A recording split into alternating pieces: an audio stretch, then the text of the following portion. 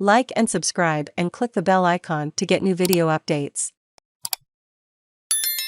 The Guardian view on Shireen Abu Aqleh, press freedom under attack. No one has been held to account in Israel for media deaths. That is bad for its democracy. The shooting of Al Jazeera's Shireen Abu Aqleh, one of the Arab world's best-known journalists, is not only a sad and devastating blow to friends and admirers, but a deadly reminder that press freedoms in the Holy Land are under attack. Abu Aqleh was among a group of journalists covering a raid by the Israel Defense Forces in the West Bank city of Jenin on Wednesday when, according to the reporters present, soldiers shot her in the head. She and her producer, who was shot in the back, were wearing vests marked with the word press.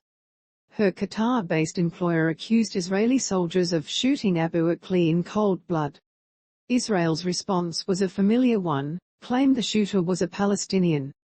This approach was largely abandoned when the army's evidence was debunked. Israel now says its troops may have accidentally shot her. But public arguments over ballistics suggest Israel thinks guilt must be proved beyond reasonable doubt, or blame for the killing cannot be assigned. The argument, however, is not being played out in a court of law but in the court of public opinion. The EU and the US, Abu Aqleh was an American citizen, called for a probe. Disgracefully, the UK Foreign Secretary, Liz Truss, did not. There should be an investigation. Whoever shot Abu Aqleh ought to be held accountable. But the Israeli army investigating itself will not have the trust of Palestinians, or the wider world. At least 47 journalists have been killed by Israeli forces since 2000. Palestinians are particularly vulnerable, too often treated not as impartial observers but as partisans, rarely receiving official accreditation, having their movements restricted and being assaulted with impunity. No one has been held to account in Israel for media deaths. The Palestinian president, Mahmoud Abbas, wants to go to the International Criminal Court over Abu Aqleh's death. Prior to her killing, the International Federation of Journalists had already submitted claims to the court that Israel's targeting of the media amounted to war crimes. Last May, Israel bombed the Gaza City media building, home to Palestinian networks and the Associated Press, claiming, without offering evidence, that it was being used by Hamas. The Israel-Palestine conflict is simmering and threatens to boil over. Since the current Israeli government took office last June, Israeli forces have killed 76 Palestinians, including at least 13 children, in the occupied territories. It is a concern when international law is disregarded in Israel.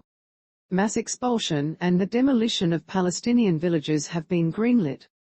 Illegal settlements on occupied land are being expanded. Israel is seeing its worst wave of terror attacks in years. A spate of knife, gun and axe assaults have left 18 Israelis dead. This Sunday marks Nakba Day, when Palestinians mourn the loss of their homeland to a newborn Israel. Temperatures ought to be lowered. But Israeli authorities raised them. On Friday, mourners at the funeral of Abu Aqleh, a journalist Israel accepts its soldiers might have killed, were attacked by baton-wielding police. Israel is proud of being a democracy. Journalists should be able to cover protests against the Israeli occupation and document the Israeli army's actions without risking their lives. We have a small favor to ask. Tens of millions have placed their trust in the Guardian's fearless journalism since we started publishing 200 years ago, turning to us in moments of crisis, uncertainty, solidarity and hope. More than 1.5 million supporters, from 180 countries, now power us financially, keeping us open to all, and fiercely independent. Unlike many others, The Guardian has no shareholders and no billionaire owner. Just the determination and passion to deliver high-impact global reporting, always free from commercial or political influence. Reporting like this is vital for democracy, for fairness and to demand better from the powerful. And we provide all this for free, for everyone to read. We do this because we believe in information equality. Greater numbers of people can keep track of the global events shaping our world, understand their impact on people and communities, and become inspired to take meaningful action. Millions can benefit from open access to quality, truthful news, regardless of their ability to pay for it. If there were ever a time to join us, it is now.